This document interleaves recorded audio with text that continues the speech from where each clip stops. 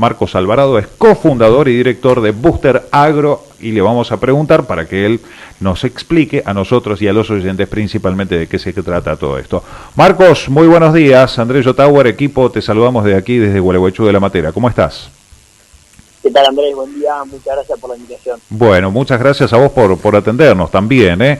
Bueno, coméntanos, ¿qué es Booster Agro y cómo nació para iniciar en todo esto? Booster Agro es una aplicación para celulares y para iPhone y para Android. Ajá. Es una aplicación que es gratuita, digamos, específica para el productor agropecuario. Una aplicación aeroclimática que le permite al productor tener toda la información del clima, de exactamente en su campo, de lo que está pasando ahora en este momento en cuanto a las condiciones ambientales, y también tener un pronóstico para los próximos 10 días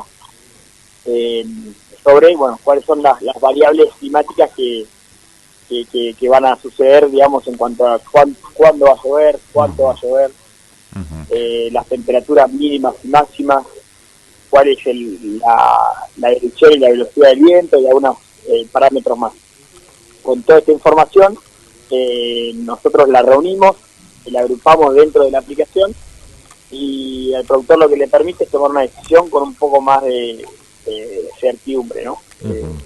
Por lo general, nosotros, respondiendo a la otra pregunta, ¿cómo nace Booster Agro? Es a partir de ver que los productores, en vez de usar solo una fuente de clima o una aplicación de clima, usaban varias. Exacto. Eran las más populares o las más conocidas.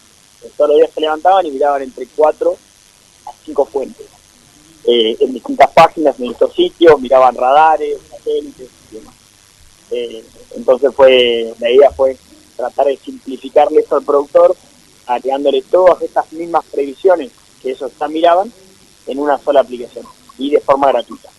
Mira qué bien. Marcos, y juntando todas esas aplicaciones, la pregunta que todos nos hacemos es, ¿cómo hicieron? Sobre todo porque el resto de las aplicaciones, qué sé yo, Weather Channel, Winguru, ponele, las que sean, te tienen que dar el ok esos muchachos, sobre todo porque están en otro país y te van a decir, ajá, perfecto, vos, ¿cómo es la cuestión de los permisos allí? Sí.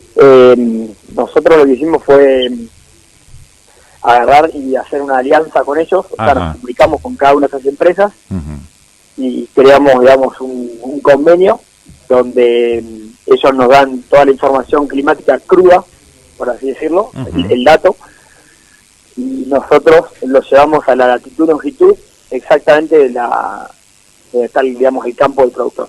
Claro. Pero sí, hay que hacer un convenio. Hay que hacer convenios, o sea, negociación mediante, digamos, para que esto se pueda realizar. Marcos, Rubén Escubi te saluda, buenos días. ¿Qué tal, Rubén? Muy bien, encantado. Marcos, ¿y cómo fue los primeros días del trabajo? Es decir, ¿es un equipo grande? ¿Están todos trabajando juntos? ¿Están diseminados en distintas partes del país? ¿Cómo van juntando el material? Nosotros, ni bien arrancamos con Sebastián Galdiano, que es, digamos, el otro fundador. Arrancamos en 2015.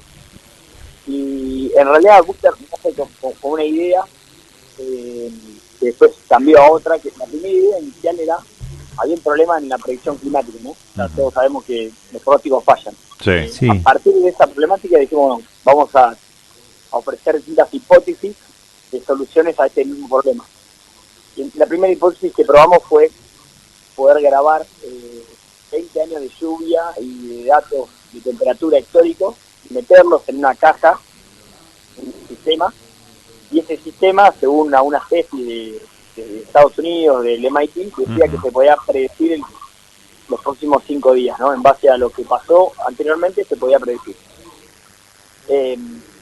Con eso nos fuimos a Estados Unidos, logramos una beca, una inversión de un fondo americano, nos ayudaron con la tecnología, y cuando volvimos para Argentina para armar la aplicación, la verdad que el pronóstico fallaba mucho.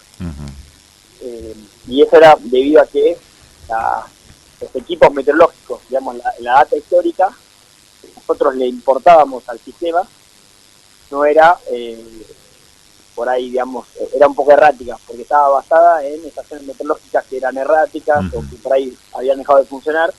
Entonces, los datos históricos que teníamos acá en Argentina o en Latinoamérica en general no eran suficientes para poder hacer una buena predicción. Ese fue el momento donde hicimos el cambio de decir, bueno, el problema sigue estando, o sea, los pronósticos siguen fallando, veamos qué hace el productor. Y ahí vimos que el productor, lo que contaba recién, ¿no? Basado en esto, miraba 7 aplicaciones de clima para poder tener más certeza de que realmente les iba a pasar. Seguro. Cuando dimos ese clic, hasta ese momento éramos 2. Cuando dimos ese clic, la aplicación despegó, pasó a tener 100 usuarios a 10.000 usuarios en menos de 3 meses. Y en ese momento el equipo lo hicimos remoto, sumamos a 3 personas más, una persona que se encargaba solamente de sacarle las dudas, el soporte a los productores que se unían en la aplicación, y bueno, y otras 2 personas en la parte más comercial.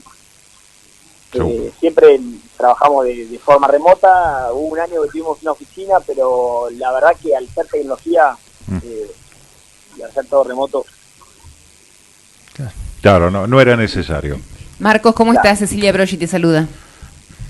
¿qué tal? Buen día. Mira, la pregunta que te quería hacer precisamente es aquellos productores que, bueno, que te están escuchando ahora, que muchos quizás se están enterando ahora de Booster Agro, de esta aplicación, y quieran tenerla. ¿Cómo se hace para aplicarla, para suscribirse? ¿Qué es lo que tienen que hacer? Bien, si tienen un teléfono Android o un teléfono iPhone, van a tienda de aplicaciones. Si es Android es Google Play, si es iPhone es el Apple Store. Ajá. Y ahí, bueno, Booster Agro la busca, la se baja, descarga. la descarga, se crea una cuenta, y es muy sencillo, o sea, nombre, apellido, mail, teléfono, pocos datos, y ahí mismo ya va a poder agregar su campo. Ese campo lo va a localizar en un mapa, y una vez que ya tiene ese campo agregado, automáticamente va a ver todas las condiciones actuales del clima, como si fuera que tenga una estación meteorológica, de manera virtual, y un pronóstico para los próximos 10 días. Muy bien. Marcos, ¿también se puede hacer monitoreo de cultivos o se va rumbo a esto o es muy difícil todavía pensarlo eso? Hoy en día lo que tiene la aplicación es que una vez que el productor como segundo paso dibuja el lote, ahí ya va a tener imágenes de índice verde, con el índice NDVI, que le va midiendo la evolución del lote una vez a 7 días. Cae una imagen satelital, que nosotros la simplificamos en 3 colores, donde arranca, digamos, desde el verde, el amarillo y el rojo. Entonces, con esos 3 colores, que es un semáforo, el productor puede ver dónde por ahí la evolución del cultivo no está creciendo al mismo ritmo que la otra parte del lote. Entonces puede encontrar algunos problemas de detección y más. Seguro. Y también tiene la posibilidad de alerta de plagas, ¿puede ser?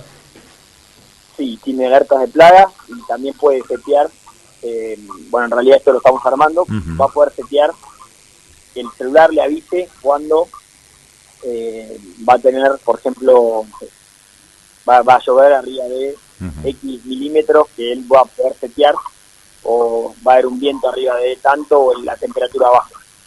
Seguro. Marcos, y entre los suscriptores, entre los miles de suscriptores, ¿son todos argentinos o tienen también consultas de otros lugares del mundo, países vecinos? Nosotros, como contaba recién, en el 2016 fue ese clic, ese cambio que hicimos, y la aplicación pasó a tener un montón de usuarios en Argentina. Y después la disponibilizamos para Uruguay, Paraguay y Bolivia, y ahí la aplicación creció de 10.000 ya en 2017 a casi 50.000 usuarios, y el último recorrido fue cuando la traducimos al portugués. Estamos en Brasil, y ahí llegamos a los 100.000 usuarios activos mensuales, ¿no? Nosotros consideramos un usuario, el usuario que entra con cierta frecuencia, al menos en el mes. ¿Y cómo fue la entrada a Brasil? Porque es un universo importante, ¿no? Brasil es muy grande en su superficie. Si uno lo piensa directamente para productores, también es un universo extremadamente grande, ni hablar comparado con Uruguay o Paraguay o tal vez Bolivia. ¿Cómo fue desembarcar allí? La verdad que fue difícil, de hecho fue en 2 intentos. Lo primero que hicimos fue, pensábamos nosotros, si hacemos una traducción de la aplicación, al tener los datos nosotros que funcionan para toda la región, pensamos que no iba a haber ningún problema. Y colgamos la aplicación en la tienda de Brasil, en Google Play y en Apple Store, y nada, pasaban semanas y no se movía, no se la descargaba nadie. Contratamos a una persona que era un argentino que vivía hace mucho tiempo allá, en la parte, digamos, de Mato Grosso Sur, o sea, tenía mucho conocimiento del productor, y hablando con él, empezamos a entender también cómo era el comportamiento del productor, y es que hacía lo mismo que el productor argentino o el productor uruguayo, de mirar muchas fuentes de clima, si las fuentes de clima de Brasil eran buenas o no, y en eso, nos empezamos a dar cuenta que nuestro sistema de clima no era tan bueno, que el productor brasileño tenía otro comportamiento, que usaba más predictores que son públicos y privados de Brasil. Claro. Era un clima tropical. Entonces, ahí readaptamos todo, hicimos convenios con estas mismas empresas de Brasil y ahí fue donde surgió de vuelta el crecimiento rápido. Claro. Y me imagino que ahí debe haber, no te digo que explotar, porque nunca hay un techo para esto. ¿Tienen pensado redireccionar a otros países? No sé, entrar a Estados Unidos, Canadá, se me ocurre, no sé, México, por ahí. Por el momento no, nuestro foco siempre fue regional, en realidad sí, digamos, aparte de México hasta el sur de Argentina, este es nuestro territorio, porque al mismo tiempo también el problema más grave está también en esta región, ¿no? Claro. En Estados Unidos los pronósticos son más certeros, tienen más infraestructura, tienen más estaciones meteorológicas, entonces con todos estos datos, digamos, no hay un problema, ¿no? No hay una problemática tan grande como la que hay acá. Y de hecho, hace 2 años nuestra empresa, digamos, fue comprada por una empresa de Brasil, y esta empresa de Brasil, su territorio era el mismo, Latinoamérica. ¿Y cómo fue el hecho de vender ese hijo pródigo? Porque fue todo un desafío, ¿no? Juntarse, vos, tu socio, el grupo de gente, de colaboradores, trabajar. Me imagino que han pasado noches en vela, viajar a Estados Unidos, todo remándola, y de un día para el otro, señores, estos brasileños tienen intenciones de invertir en esto. ¿Qué hacemos? ¿Las vendemos? ¿No las vendemos? ¿Cómo fue eso? Sí. La verdad que fue un proceso bastante difícil. Fue justo antes de arrancar la pandemia que nos llegó la propuesta. Nosotros estábamos en Escuadro, ellos viajaron a Escuadro para conocer, y y ahí nos hicieron la propuesta. Justo me acuerdo que se cierra el último día de Escuadro, ahí en el 2020, y nos mandaron cada uno a sus casas. Y en eso, lo primero que empezamos a hablar fue primero con Seba, ¿no? Ver qué queríamos hacer de nosotros. Y una vez que nosotros tomamos una decisión, fue ir a hablar con los accionistas, con los inversores que habían acompañado a todo nuestro camino, digamos, desde el 2015 invirtiendo, que eran accionistas tanto personas como también empresas y fondos de inversión que habían invertido. Y cada uno ahí tenía su visión, sus ideas de que, ¿no?, pros, contras cada uno. Y eso la verdad que fue mucho tiempo de negociación. Sí. Eso ya fue el proceso más largo de todo, convencer a todos de que unir los intereses, alinear los intereses para un mismo lugar, y al mismo tiempo también un proceso de dirigencia desde el lado de la empresa que compra, que también lleva tiempo, ¿no? Seguro, seguro. Entonces, es tiempo que uno no le puede tampoco dar mucha mucho foco al producto, que es lo que a nosotros en definitiva más nos gusta, ¿no? Ujú. Y en ese convenio, en ese trabajo, Marco, que hicieron con la empresa brasilera que hizo la inversión grande, vos continuás como director, tu socio también, ¿cómo es la situación de ustedes? Hoy nosotros ya, Booster, digamos, es un producto más, una unidad de negocio de Agrosmart, de la empresa de Brasil. Nosotros somos empleados de Agrosmart y seguimos trabajando para el equipo de Booster, y también de a poco estamos trabajando para algunos productos que tiene Agrosmart, que son más de hardware, de sensores de riego y demás. Seguro. Y así van cruzando por ahí algunas ideas del estilo de Booster, por ahí para desarrollar en otro momento, o directamente dedicado a esto, toda la concentración. Hoy estamos trabajando en Booster, dos cosas en realidad. La primera que estamos por lanzar es una comunidad como parecida a una red social, donde los usuarios dentro de Booster van a poder también interactuar entre ellos, vender, comprar cosas, un mercado, digamos, descentralizado, digamos, poder, digamos, interactuar entre ellos. Al mismo tiempo estamos trabajando en un cuaderno de campo donde el productor va a poder hacer anotaciones las mismas labores que hace en el campo, anotarlas en la aplicación y tenerlas bien ordenadas ahí, de siembra, de cosecha, con los datos. Y por otro lado, por ahí el proyecto más desafiante que estamos lanzando en Brasil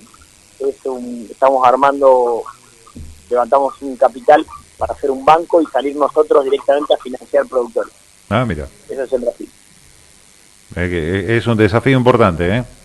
Sí. Sobre todo en el ámbito de las finanzas y las economías en ese sentido. Pero bueno, Brasil tiene un marco regulatorio distinto al de Argentina.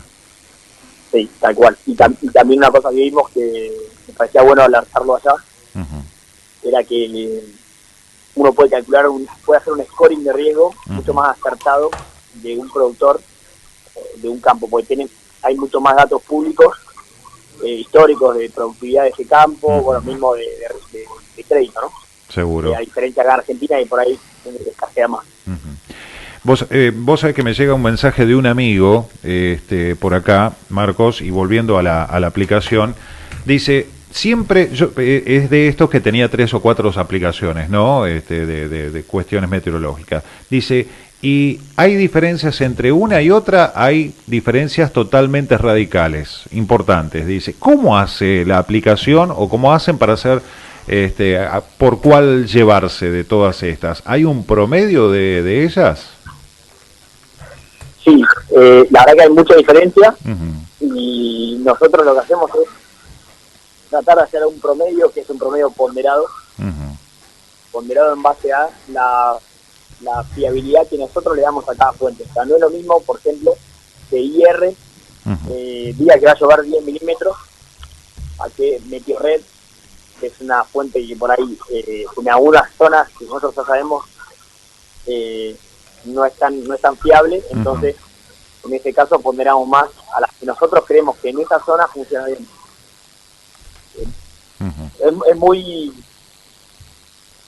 Es muy complejo, porque hay veces que hay fuentes que funcionan bien en alguna zona en particular, por ejemplo, con una variable. Entonces, cerca de la costa de Winburu tiene muy buena predicción de lluvia. ¿Por qué? Porque tiene muchas estaciones meteorológicas instaladas ahí. Si vos a Winburu la llevas más para dentro del país, a QWeather o Weather Channel le empiezan a ganar, porque ya es un pronóstico más satelital.